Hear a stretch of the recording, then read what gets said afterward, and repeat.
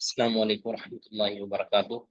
الحمد للہ حمدا کثیرا طیبا مبارکا فیہ، اللہم صلی وسلم علی نبینا محمد وعلی آلہ وصحبہ وسلم تسلیما کثیرا۔ رب اشرح لی صدری ویسر لی امری واحلل عقدۃ من لسانی یفقهوا قولی۔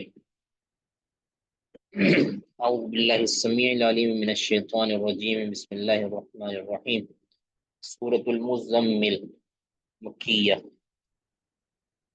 سورۃ مزمل یہ اوائل نبوت میں نازل ہونے والی صورتوں میں سے ہے۔ تو اللہ تعالیٰ نے اس میں نبی صلی اللہ علیہ وسلم کو کچھ خاص احکام دیے ہیں، آپ کو حوصلہ دیا ہے، آپ کو یہ بار نبوت اٹھانے کے لیے قیام کے حوالے سے ترغیب دی ہے، اور اس کے بعد آپ کو حوصلہ دیا ہے اور آپ کو تبلیغ کے لیے تیار کیا جا رہا ہے کہ آپ اس بار نبوت کو اٹھانے کے لیے جو آپ کو مشکلات پیش آنے والی ہیں اس کے لیے آپ کو تیار کیا جا رہا ہے عبادات کے حوالے سے۔ اس میں بالخصوص قیام کا ذکر ہے، قیام میں قرآن کی تلاوت کرنے کا ذکر ہے۔ جی پڑھیے گا جی، کون پڑھنا چاہیں گے؟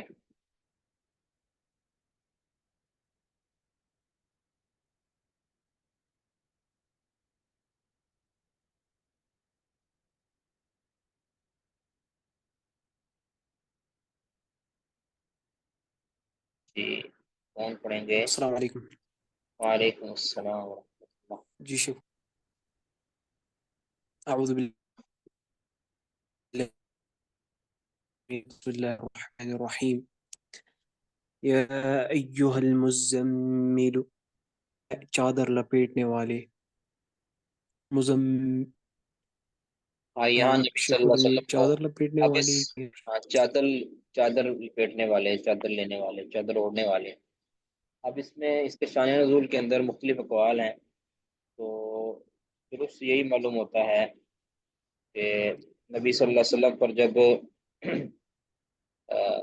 وحی منقطع ہو گئی، یعنی ایک بار غار حرام میں فرشتہ آیا، اس کے بعد وحی منقطع ہو گئی، تو دوبارہ پھر نبی صلی اللہ علیہ وسلم رستے میں جا رہے تھے، تو آپ نے ایک اسی طرح کی آواز سنی اور فرشتے کو دیکھا، تو کرسی پر بیٹھا ہوا تھا۔ نبی صلی اللہ علیہ وسلم پر پھر کپ کپی طاری ہو گئی اور آپ گھر میں آئے اور آپ نے زمیلونی زمیلونی کہا، تو اس ٹائم اللہ تعالیٰ نے پھر یا ایھا المزمل وغیرہ صورتوں کو اتارا۔ یہ بخاری کے اندر یہ اس کا شان نزول بیان ہوا ہے، سیدنا جابر بن عبداللہ۔ تو اس ٹائم اللہ تعالیٰ نے پھر کہا کہ اے چادر اوڑھنے والے، اس طرح یا ایھا المدثر بھی کہا۔ تو آگے آپ کو کچھ احکام دیے گئے ہیں، پڑھیے گا۔ قم اللیل الا قلیلا، رات کے وقت قیام میں مگر رات کا قیام کیجئے، ساری رات کا قیام کیجئے، الا قلیلا مگر تھوڑی رات، یعنی تھوڑی رات کو چھوڑ کر آپ باقی ساری رات کا قیام کیجئے۔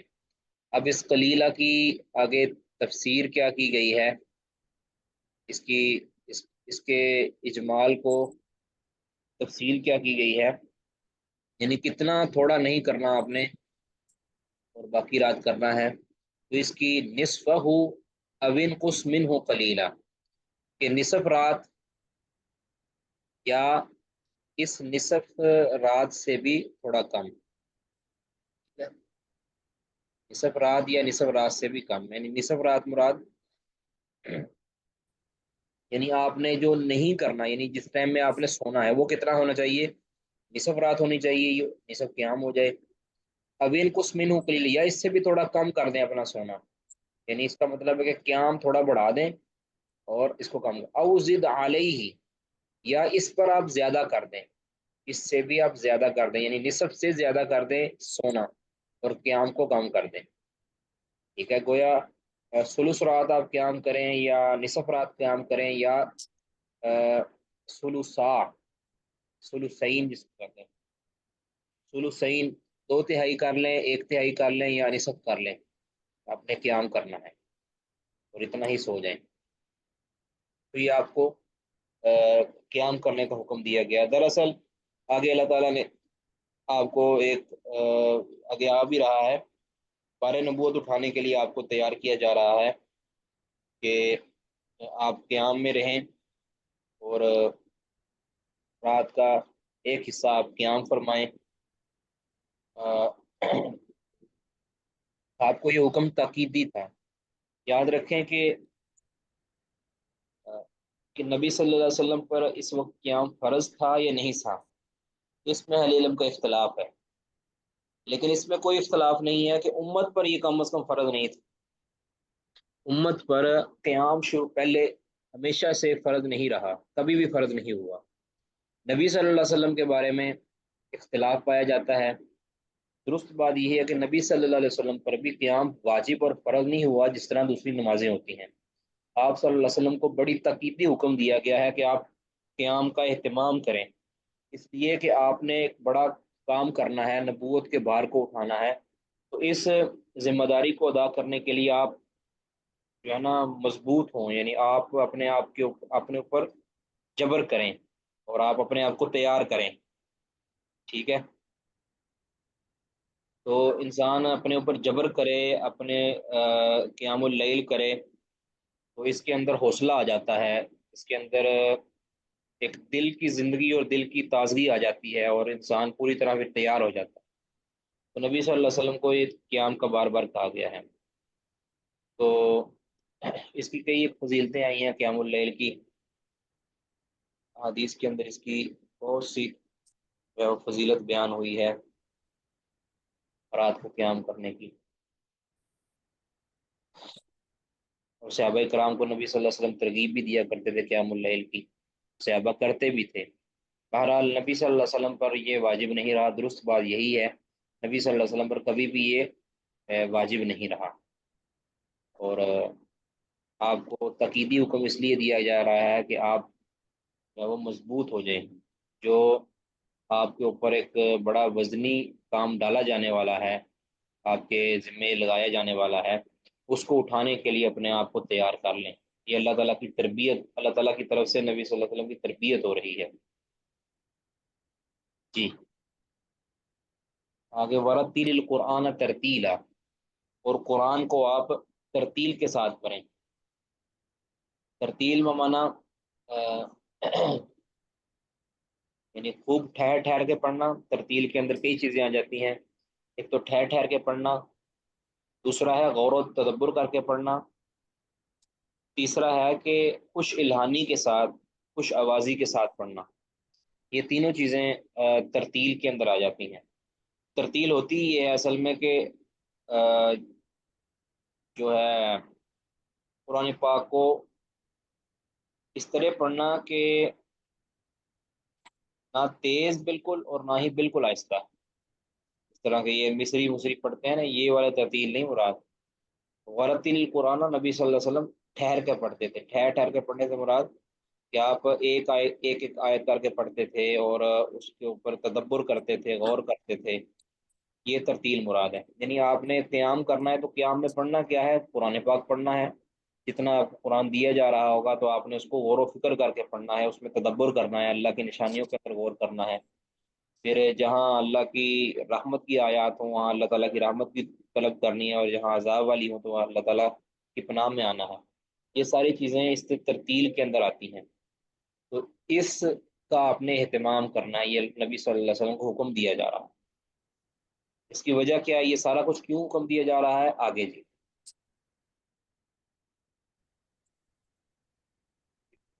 إنا سنلقي عليك. آپ کی آواز نہیں آ رہی۔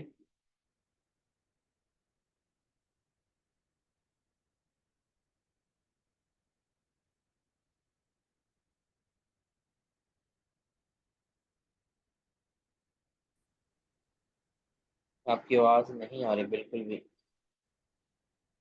جی، إنا سنلقي عليك قولا ثقيلا، بے شک ہم ان قریب ڈال دیں گے آپ پر ایک بھاری بات۔ مراد کیا ہے؟ بھاری بات سے مراد آپ کو ایک ذمہ داری دی جائے آواز گی نبوت کی، یعنی دے دی گئی ہے، آپ نے اب اس کا بوجھ اٹھانا ہے، یعنی وہی آپ کو دی جائے جایا کرے گی قرآن کی صورت کے اندر آپ نے اس کو اٹھانا ہے، اور اس کے علاوہ جو اس کو آگے پہنچانے کا جو فریضہ ہے وہ آپ نے اٹھانا ہے، وہ ذمہ داری اٹھانی ہے، لوگوں کی تکلیف برداشت کرنے کی ذمہ داری اٹھانی ہے۔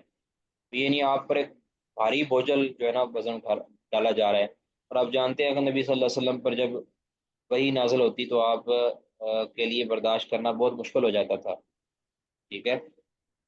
تو حتیٰ کہ سخت سردی کے اندر بھی آپ صلی اللہ علیہ وسلم کی پیشانی پر پسینے کے آثار نمودار ہو جایا کرتے۔ اسلام نے بخاری کے اندر شروع میں پڑھا ہے۔ جی ان ناشئۃ اللیل ہی اشد وطئا، بے شک رات کا اٹھنا زیادہ شدید ہے دل جمعی کے اعتبار سے، واقوم قیلا، اور زیادہ درست ہے بات میں۔ یعنی رات کا جو اٹھنا ہے، رات کو جاگنا، قیام کرنا، ہی اشد وطئا، یہ روندنے کے اعتبار سے، روندے جانے کے اعتبار سے زیادہ سخت ہے، یعنی نفس کو مارنے کے لیے یہ سب سے بہترین نسخہ ہے رات کا قیام، اپنے آپ واقع مقیلا، اور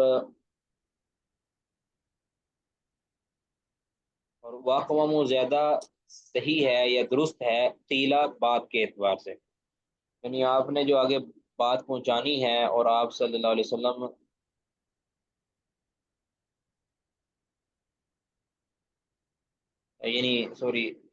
یعنی آپ کے اوپر جو بوجھ ڈالا جانے والا ہے، آپ اپنے نفس کو مارنے کے لیے یہ بہترین حل ہے کہ رات کے وقت آپ کا اٹھنا، ٹھیک ہے؟ کہ اس ٹائم اس طرح کا ہوتا ہے، اللہ تعالیٰ نے اس میں ایسی برکت رکھی ہوتی ہے کہ اس ٹائم اگر آپ قیام کریں گے تو آپ اپنے نفس کو مار لیں گے۔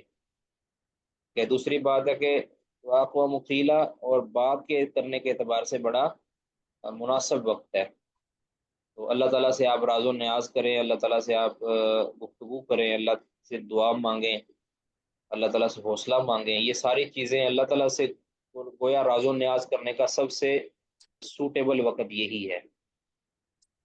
جی ان لک فی النہار سبح طویلا، بے شک آپ کے لیے دن میں طویل شغل یعنی مصروفیات ہے۔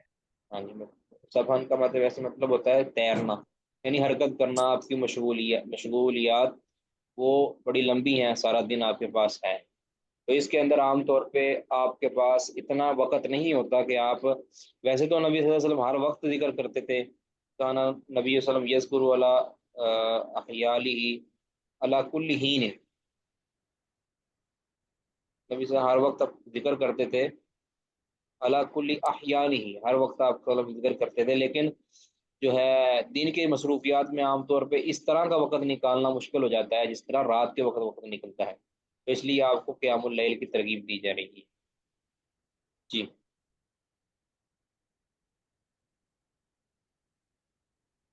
وَاذْكُرِ اسْمَ رَبِّكَ، اور اپنے رب کے نام کا ذکر کرو، وَتَبَتَّلْ إِلَيْهِ، اور کٹ جاؤ اس کی طرف، تمام کٹ جانا یعنی یعنی کمپل کٹ ساری جانا۔ کائنات سے توجہ ہٹا کر اللہ کی طرف توجہ کر لو، ٹھیک ہے؟ اللہ ذکر کیجیے، اللہ اپنے رب کا، یہ رات کے وقت بھی ہو سکتا ہے، دن کے وقت بھی ہے، یعنی آپ نے اپنا جو مقصد اور محور بنانا ہے وہ اللہ کی ذات کو بنانا ہے، اس کی طرف پوری طرح یکسوئی اختیار کریں، لوگوں کی طرف دھیان دینے کی ضرورت نہیں ہے، جس طرح صورت علم نشرح کے اندر ہے نا، فَإِذَا فَرَغْتَ فَانصَبْ وَإِلَىٰ رَبِّكَ فَارْغَب، جب آپ فارغ ہوں تو آپ محنت کریں اور اپنے رب کی طرف رغبت اختیار کریں۔ جی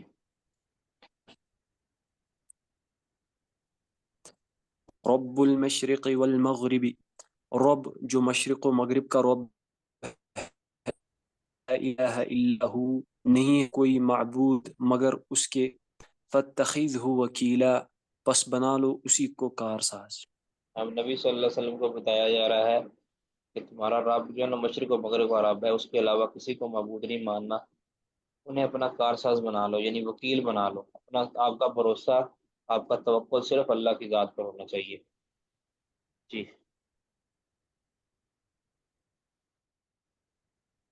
وَاصْبِرْ عَلَى مَا يَقُولُونَ، اس چیز کی جو وہ کہتے ہیں، وَاهْجُرْهُمْ، ان کو چھوڑ دے، حجرًا جمیلا، بہت ہی خوبصورت چھوڑ۔ یعنی آپ کو دعوت و تبلیغ کے دوران اگر کوئی مصیبتیں پریشانیاں آئیں، آپ نے ایک تو اللہ کو اپنا وکیل بنا لینا ہے، اللہ رب العزت کارساز بنا لینا کہ کوئی آپ کا بگاڑ نہیں سکتا جب تک کہ اللہ نے اذن نہ دیا۔ اور دوسرا ہے کہ آپ نے صبر سے کام لینا ہے، جو وہ باتیں کریں آپ کو اوپر تمسخر اڑائیں، آپ کو برا بلا کہیں، آپ کو گالم گلوچ کریں، آپ پر الزامات لگائیں، جو بھی آپ وہ کہتے ہیں جو آپ کے شان کے لائق نہیں ہے، جو بھی وہ کہتے ہیں اس پر آپ نے صبر کرنا ہے، ان کو جواب نہیں دینا، جوابی کاروائی ان پر نہیں کرنی، کیونکہ ان کے لیے آپ نے نرم گوشہ ہو جانا ہے۔ وَاهْجُرْهُمْ هَجْرًا جَمِيلًا، اور ان کے ان نامناسب رویے پر آپ نے ان کو عمدہ طریقے سے چھوڑ دینا ہے۔ یعنی ویسے چھوڑنے سے مطلب یہ نہیں کہ ان سے بائیکاٹ کر دینا ہے، یہ نہیں مراد، مطلب ان کی تکلیفوں کا جواب دینے میں ان کو چھوڑ دینا ہے۔ یعنی وہ جو آپ کو کہتے رہے اس پر آپ نے توجہ ہی نہیں دینی۔ وَاهْجُرْهُمْ هَجْرًا جَمِيلًا، ان کو عمدہ طریقے سے ان کے ساتھ کنارہ کشی اختیار کر لینی ہے۔ یعنی مطلب کنارہ کشی کا مطلب کہ ان کی نامناسب حرکات پر آپ نے کنارہ کشی اختیار کرنی ہے، نہ کہ ان کو مطلق چھوڑ دینا، کوئی چال ختم نہیں کرنی ہے ان سے۔ جی وَذَرْنِي وَالْمُكَذِّبِينَ أُولِي النَّعْمَةِ، اور مجھے اور جھٹلانے والے جو نعمت والے ہیں ان کو چھوڑ دے، ہِلْہُمْ قلیلا، اور ان کو مہلت دے، مگر تھوڑی سی مہلت دے۔ یعنی آپ کے ساتھ جو نامناسب رویہ کرتے ہیں اور اپنی جانوں پر ظلم کرتے ہیں اور جھٹلا دیتے ہیں آپ کی نبوت کو، تو آپ مجھے اور ان کو چھوڑ دیں۔ یعنی مجھے چھوڑنے کا مطلب یہ ہے کہ میں ان سے خود نمٹ لوں گا، کہتے ہیں نا آپ میں جانوں اور یہ جانیں، ٹھیک ہے، آپ کو اس میں پریشان ہونے کی ضرورت نہیں ہے، آپ کا کام فقط ان کو پہنچا دینا ہے۔ یہ اولی النعمت مطلب یہ جو خوشحال لوگ ہیں، جو اپنے مال پر بڑا اترا رہے ہیں، ناز و نعمت کے اندر ہیں، تو ان سے میں خود جو ہے نا معاملہ کر لوں گا، خود نبڑ لوں گا ان سے۔ تو آپ ان کو بس تھوڑی مہلت دیں، مطلب یہ آپ مہلت دینے کا مطلب یہ آپ ان کو تھوڑا دیر وقت دیں، یہ بہت جلد یہ ہے نا یا دنیا میں ہی یا یہ مرنے کے بعد یہ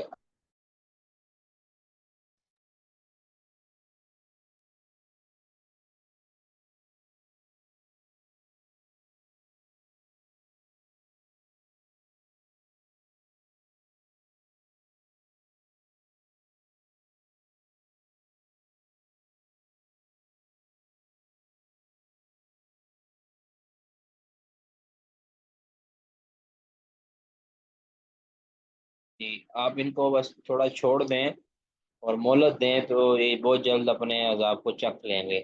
اب ان کے لیے ہم نے کیا تیار کر رکھا ہے؟ جی إِنَّ لَدَيْنَا أَنْكَالًا وَجَحِيمًا، بے شک ہمارے پاس ان کے لیے انکالا، شیخ مطلب انکالن سے کیا مراد ہے؟ کالا سے مراد بیڑیاں،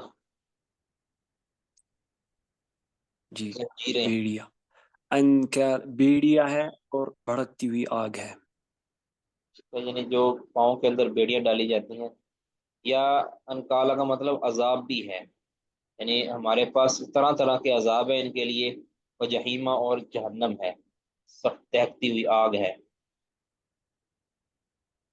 جی وہ تعامن، اور کھانا ہے، دا غصتن، جو اٹکنے والا ہے، ٹھیک ہے، گلے میں اٹکنے والا کھانا ہے، وعذابًا علیما، اور دردناک عذاب ہے، المناک عذاب ہے۔ یہ سارا کچھ ہم نے دنیا میں، یہ جو ہے نا ماہل ہوں ہم کلیلہ، دنیا میں بھی ہو سکتا ہے یہ جو ان کی جنگوں کے اندر ان کو مزے آئے ہیں، اور یہ بھی مراد ہو سکتا ہے کہ مرنے کے بعد قبر حشر کے اندر ان کے ساتھ یہ سلوک ہوگا۔ تو کھانا ان کو دیا جائے گا، کھانا مانگیں گے جب تو کھانا دیا جائے گا، اور ایسا کھانا ہوگا کہ جو ان کی گلے میں اٹک جائے گا۔ یعنی ان کا کھانا بھی بذات خود ان کے لیے عذاب ہوگا، اور ان کا پینا بھی ان کے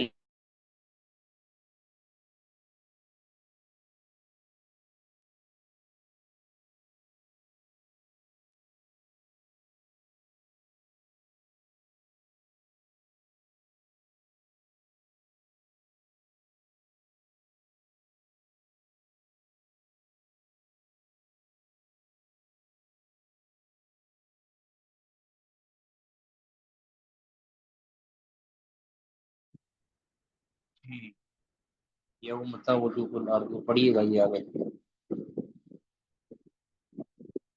यौम तर्जुल अर्द, वो दिन की जिस दिन जमीन कांपेगी, वल जिबाल, और पहाड़ भी, वकानतिल जिबाल महीला, और हो जाएंगे पहाड़ बिखरी हुई रेत की तरह। हाँ, कसीब, नहीं कसीबन का मतलब क्या किया? टीले, मतलब रेत। टीले टीले, रेत के जी टीले हो जाएंगे। महीला बिखरी हुई रेत के टीले, रेजा रेजा।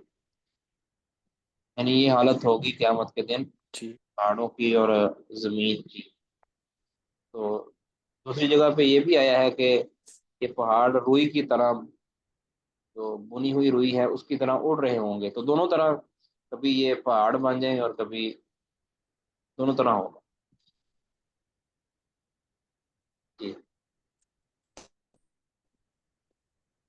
इन्ना इलैकुम रसूला, बेशक हमने भेजा आपकी तरफ एक रसूल, शाहिदन अलैकुम, गवाह बनाकर तुम पर, कमा अरसलना इला फिरऔन रसूला, वैसे ही कि जैसे भेजा हमने फिरौन की तरफ एक रसूल। फिरौन की तरफ जिस तरह हमने रसूल भेजा था मूसा, इसी तरह तुम्हारी तरफ भी हमने एक बहुत अजीम शान रसूल भेजा है। शाहिदन अलैकुम, जो तुम पर गवाह है।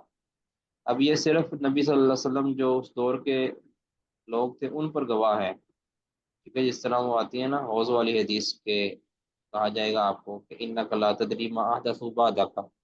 ये दलील है कि नबी सल्लल्लाहु अलैहि वसल्लम पूरी उम्मत के हवाल से वाकिफ नहीं है। या अगर वाकिफ भी हैं तो फिर आपको वो बताया जाएगा कि आपकी उम्मत ये करती रही है तो आप उसके मुताबिक गवाही देंगे। तो इस आयत से जो बरेलवी हजरात हाजिर नाज़र का अकीदा बनाते हैं ये बिल्कुल भी नहीं बनता।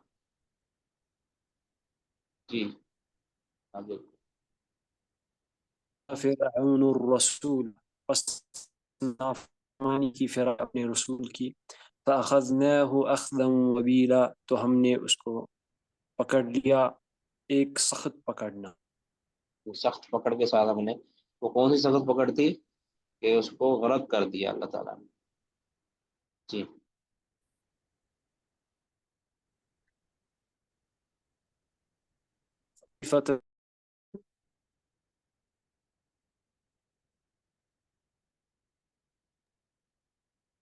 ये फ़कैफ़ तत्तक़ून।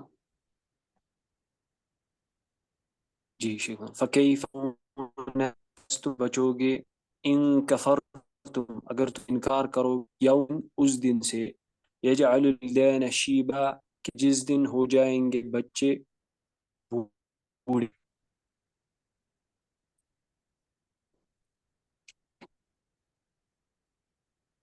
नहीं है, इस दिन वो दिन कर देगा विल्दाना बच्चों को, शीबा बूढ़ा। तो मुराद उस दिन की हौलनाकी है, वरना तो वहाँ बच्चों ने कहा क्या बूढ़ा होना है। लेकिन ये हौलनाकी है कि अगर इस कदर हौलनाक होगा कि अगर किसी बच्चे पर ये दिन आए तो वो भी बूढ़ा हो जाए। जी। और इस तरह वो आता है, हदीस में भी अस्समाउ, आता है कि अगर हामला औरत जो है ना वो बच्चा जन्म दे देगी, इतनी उसकी सख्ती और तलखी होगी उस दिन की। जी।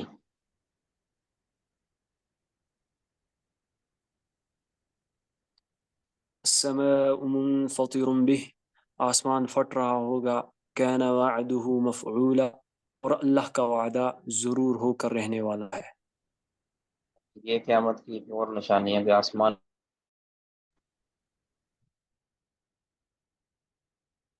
जी। अल्लाह ताला का वादा होने वाला है आगे।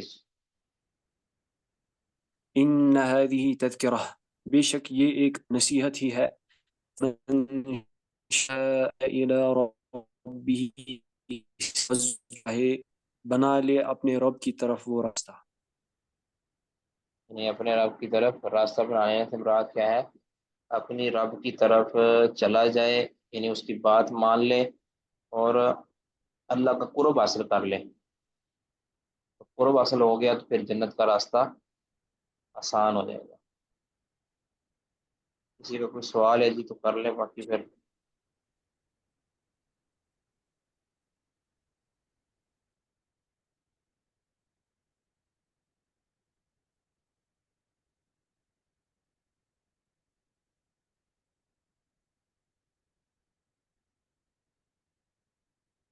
جی کوئی سوال نہیں.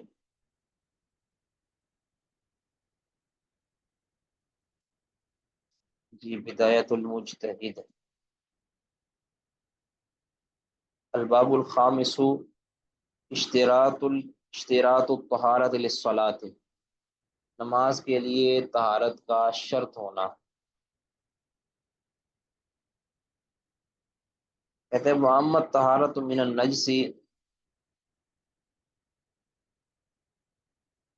نجس سے طہارت. محمد طہارت من النجس، نجس سے طہارت. فمن قال، بعض نے کیا کہا ہے کہ انہا سنت مؤکدۃ، یہ سنت موقدہ ہے. ٹھیک ہے؟ یعنی مطلق طور پہ کپڑوں کا، جسم کا پاک ہونا نجاست سے. بعض کہتے ہیں کہ یہ سنت موقدہ ہے، فرض واجب نہیں ہے. اب جس نے یہ سنت موقدہ کہا ہے نا، عام حالت کے اندر، نماز کی بات نہیں ہو رہی ابھی، جس نے یہ کہا ہے نا کہ یہ سنت موقدہ ہے، نجاست نجاست سے پاکیزگی اختیار کرنا، تو اس نے فیہ بہادو، کہتے ہیں پھر بعید ہے کہ این یقول، کہ ایسا شخص کہے کہ انہا فرض فی الصلاۃ، کہ یہ نماز کا فرض ہے. ای من شروط صحت ہے، یعنی یہ نماز کے صحیح ہونے کے لیے شرط ہے. یعنی چونکہ وہ عام حالت کے اندر بھی اس کو فرض نہیں مانتا، تو پھر نماز میں فرض کیسے مانے گا. ٹھیک ہے؟ تو لہذا کہتے ہیں کہ جس نے یہ کہا ہے نا کہ یہ سنت موقدہ ہے، تو وہ یہ نہیں کہہ سکتا کہ یہ نماز کا فرض ہے. ومن قال، اور جس نے یہ کہا ہے کہ انہا فرض باطلاق، کہ یہ مطلقاً فرض ہے، کہ یہ مطلقاً فرض ہے، جس نے یہ کہا ہے، کہتے فیجوز ان یقول، تو کہتے ہو سکتا ہے کہ وہ یہ کہے انہا فرض فی الصلاۃ، یہ نماز کا فرض ہے. یعنی وہ یہ کہہ سکتا ہے یہ نماز کا بھی فرض ہے. ویجوز اللہ یقول ذالک، اور یہ بھی ہو سکتا ہے کہ وہ یہ کہے کہ یہ نہ کہے، یعنی فرض ہونے والی بات نہ کرے. وہ یہ سمجھے کہ عام حالت کے اندر تو یہ فرض ہے، لیکن نماز کے اندر اس کا فرض ہونا یا اس کا شرط ہونا یہ ضروری نہیں ہے.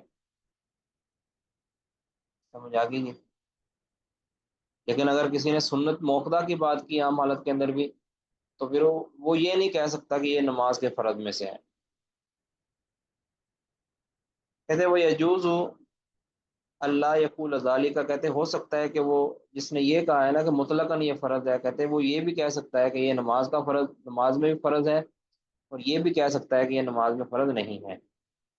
کہتے وہ حقا عبد الواحد، عبد الواحد نے حکایت کیا ہے عن المذہبی، مذہب مالکی سے، یعنی عن المذہب سے مراد مذہب مالکی سے، فی ذالک، اس بارے میں قولین، دو قول نقل کیے مذہب مالکی کے عبد الواحد نے، عبد الوہاب نے. احدہما، پہلا قول کیا ہے کہ ان ازالۃ النجاست شرط فی صحۃ الصلاۃ، کہ نجاست کو دور کرنا یہ شرط ہے فی صحۃ الصلاۃ، نماز کے صحیح ہونے کے لیے، فی حال القدرت و ذکری، طاقت کی حالت میں، و ذکری، اور یاد کی حالت میں. یعنی مطلب کہ یاد ہو اور استطاعت میں ہو کہ وہ ازالہ نجاست کو زائل کر سکتا ہے، تو اس صورت کے اندر نماز کے ہونے کے لیے یہ شرط ہے. سمجھ آ گئی؟ انسان کو یاد ہو کہ میرے جسم پر نجاست ہے، اور اس نجاست کو زائل کرنے پر قدرت ہو، یعنی نجاست دور کر سکتا ہو، تو اس صورت میں نماز کے لیے شرط ہے کہ وہ نجاست کو زائل کرے. اور یہ قول سب سے بہترین ہے. درست یہی ہے کہ اگر انسان کو پتہ ہے کہ میرے جسم پر نجاست لگی ہے، اور اس سے نجاست کو وہ دور کر سکتا ہے، تو پھر اس کے لیے نجاست کو دور کرنا ضروری ہے. اس کے بغیر اس کی نماز نہیں ہوگی. جسم پر لگی ہے یا کپڑوں پر لگی ہے یا جوتے پہ لگی ہے، یہ جوتا اگر جوتا پہن کے نماز پڑھ رہا ہے، اور اگر وہ بھول گیا ہے غلطی سے، بعد میں اس کو پتہ چلا کہ میں نے نماز پڑھ لی ہے، یا نماز کے دوران اس کو پتہ چلا کہ میری کسی کپڑے کے ساتھ نجاست لگی ہے، تو نماز کی حالت کے اندر ہی وہ نجاست کو دور کر دے گا اگر وہ کر سکتا ہے. ٹھیک ہے؟ تو جتنی اس نے نماز پڑھ لی ہے، کیونکہ وہ انجانے میں اس نے پڑھی ہے، تو لہٰذا اس کی نماز وہ ہو جائے گی، اس کو دہرانے کی ضرورت نہیں ہے. ٹھیک ہے؟ اس طرح ایک وہ شخص ہے کہ جس کو پتہ ہے کہ میری نجاست لگی نہیں، لیکن وہ اس کو زائل نہیں کر سکتا، یعنی پوری طرح اس کو زائل نہیں کر سکتا، اس کے پاس کوئی ایسی چیز ہی نہیں ہے کہ جس کے ساتھ وہ نجاست کو زائل کرے، ٹھیک ہے، تو وہ اسی حالت کے اندر نماز پڑھ لے گا۔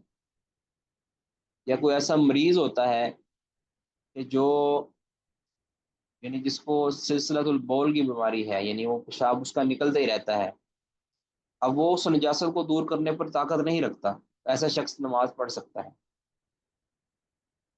یہی درست بات ہے۔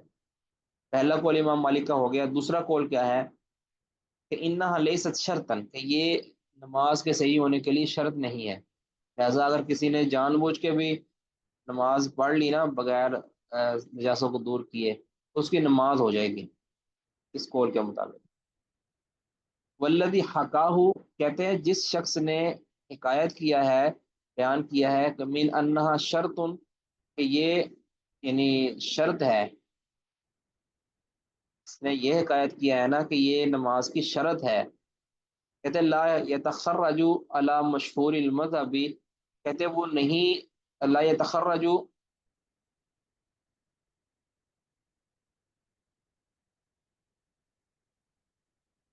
نہیں وہ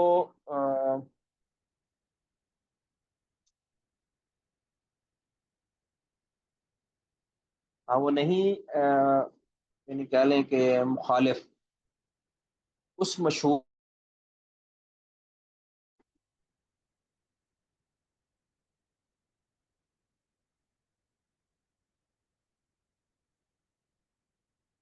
والذی حکاہو، جس نے یہ حکایت کیا ہے کہ من انہا شرط، کہ یہ نجاست کو زائل کرنا یہ شرط ہے، یعنی نماز کے صحیح ہونے کے لیے شرط ہے، جس نے یہ کہا ہے نا،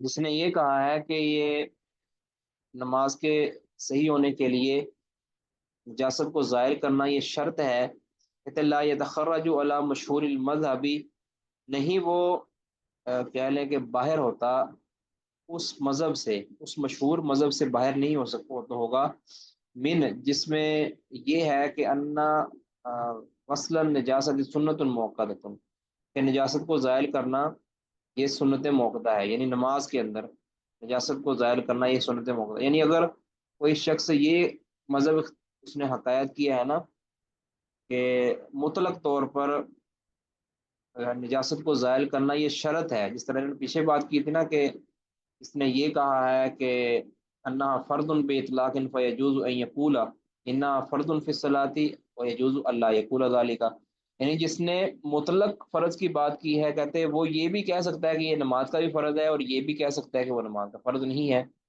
بلکہ سنت موقعہ ہے، لہذا کہتے ہیں کہ جس نے یہ حکایت کیا ہے نا کہ یہ شرط ہے، تو لا يتخرج على مشہور المذہبی،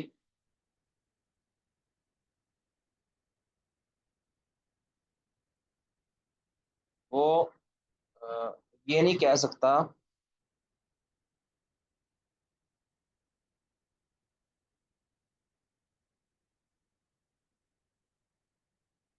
اچھا، والذی حکاہو، جس نے حکایت کیا ہے کہ من انہا شرط، کہ یہ شرط ہے، لا يتخرج، نہیں وہ باہر ہوتا، علی مشہور المذہبی، اس مشہور مذہب سے، یعنی امام مالک اس مشہور مذہب سے اس کا قول باہر نہیں ہوتا کہ من ان غسل النجاستی سنت موقعۃ، کہ نجاست کو دھونا یہ سنت موقعہ ہے، وانما يتخرج علی القول، البتہ وہ اس قول سے باہر ہو جاتا ہے کہ بینا فرض مع ذکر والقدرتی، کہ یہ ذکر کس یعنی یاد کی صورت میں، جانتے ہوئے، جانتے بوجھتے اور قدرت، حالت قدرت میں یہ فرض ہے، یعنی اس قول کے وہ مخالف ہو جائے گا، پیچھے والے قول کے مخالف نہیں ہوگا، کہتے وقت مدت هذه المسألة فی کتاب الطہارہ، کتاب الطہارہ میں یہ مسئلہ کہتے گزر چکا ہے، و عرف هناك اسباب یا عرف،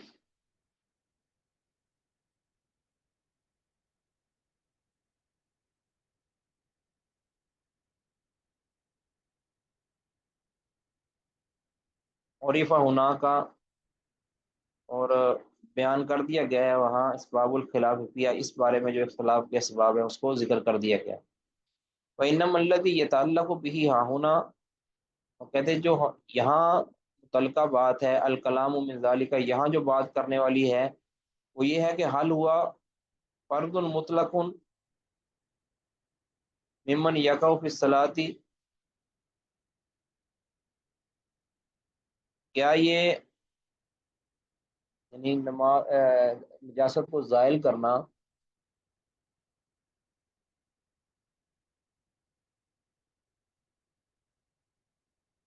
یعنی فرض المطلق ایسا فرض مطلق ہے کہ ممن یقع فی الصلاۃ، کہ جو نماز کے اندر واقع ہو تو یاجب ان یکون فرضا فی الصلاۃ، کہ وہ نماز کے اندر اس کو زائل کرنا واجب ہو، ام لا، یا کہ یہ ایسا فرض مطلق نہیں ہے۔ ٹھیک ہے، یعنی ایک ایسا فرض مطلق ہے کہ کہ یہ نماز کے اندر واقع ہو نجاست، تو کیا اس کو یجب ان یکون فرضا فی الصلاۃ، کہ وہ نماز کے لیے فرض ہو، ٹھیک ہے یا نہیں، یعنی نماز ہونے کے لیے اس نجاست کو زائل کرنا فرض ہے یا کہ نہیں۔ والحق، حق بات کہتے ہیں یہ کہ ان الشیء المامور به علی الاطلاق، کہ جس چیز کا حکم مطلق دیا جائے، ان الشیء المامور به، جس چیز کے ساتھ حکم دیا جائے علی الاطلاق مطلق، لا یجب ان یکون شرطا فی صحت الشیء ما، کہتے ہیں کہ لا یجب، تو کہتے ہیں واجب نہیں ہے کہ ان یکون شرطا، کہ وہ شرط ہو فی صحت شیء ما، کسی بھی شے کے صحیح ہونے کے لیے، کسی دوسری شے کے صحیح ہونے کے لیے وہ شرط ہو، یہ واجب نہیں ہے، ضروری نہیں ہے۔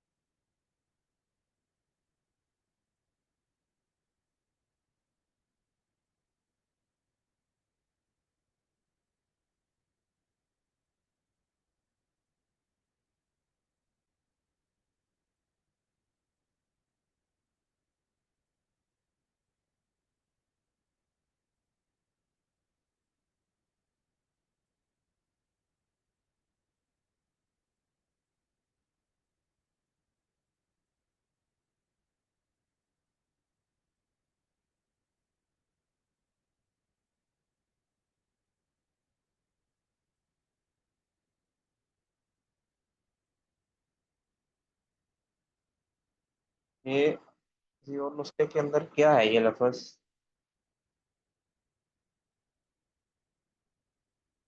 لا یجب ان یکون شرطا فی صحت الشیء ما آخر مامور به، یعنی جب تک اس کے لیے الگ سے حکم نہیں دیا جائے گا تب تک کسی چیز کے صحیح ہونے کے لیے وہ شرط نہیں ہے، یعنی جس شے کا مطلق حکم دیا گیا ہے اسے کسی شے کے صحت کے لیے شرط قرار نہیں دیا جا سکتا جب تک کہ اس کے لیے کوئی دوسرا حکم یعنی الگ سے حکم نہ آ جائے، کہ یعنی الگ سے حکم جب تک نہیں آئے گا تب تک اسے مطلق حکم کی وجہ سے کسی چیز کے صحیح ہونے کے لیے شرط قرار نہیں دیا جائے گا۔ وَإِنْ وَقَعَ فِيهِ إِلَّا بِأَمْرٍ آخَرَ،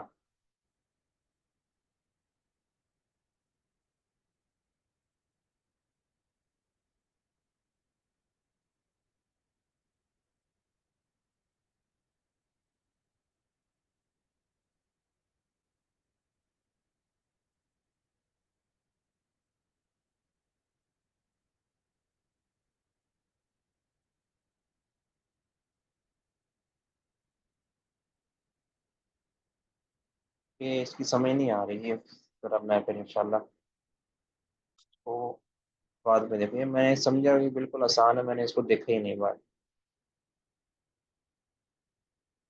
باقی اب یہ قاعدہ بیان کیا جا رہا ہے، اس کا خلاصہ میں بتا دیتا ہوں، باقی لفظ دیکھنے پڑیں گے، کئی بار نسخوں کے اندر بھی اختلاف ہوتا ہے۔ یعنی اس کا خلاصہ یہ ہے کہ اگر کسی چیز کا حکم مطلق آیا ہے تو وہ مطلق حکم کی وجہ سے اسے کسی چیز کی صحیح ہونے کی شرط قرار نہیں دیا جا سکتا، یہ ضروری نہیں ہے، کبھی ہوتی بھی ہے شرط، کبھی نہیں بھی ہوتی۔ اور اسی طرح وَكَذَلِكَ الْأَمْرُ فِي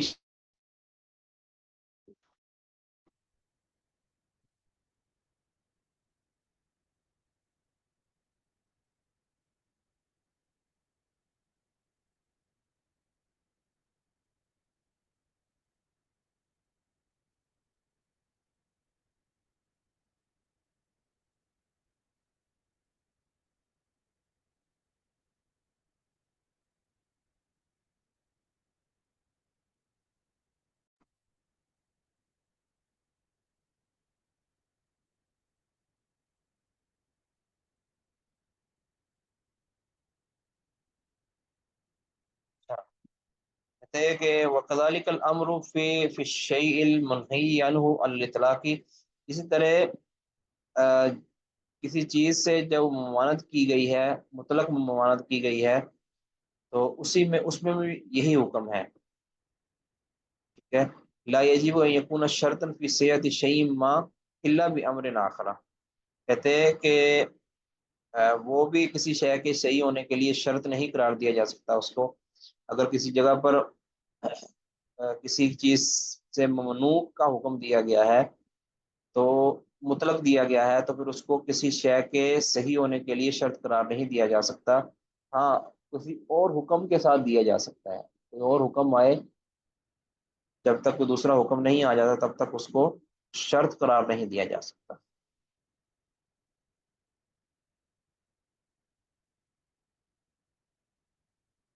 جی بس جی اتنا ہی بس،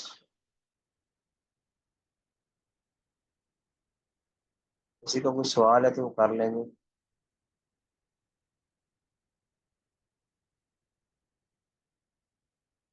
جی کوئی سوال نہیں۔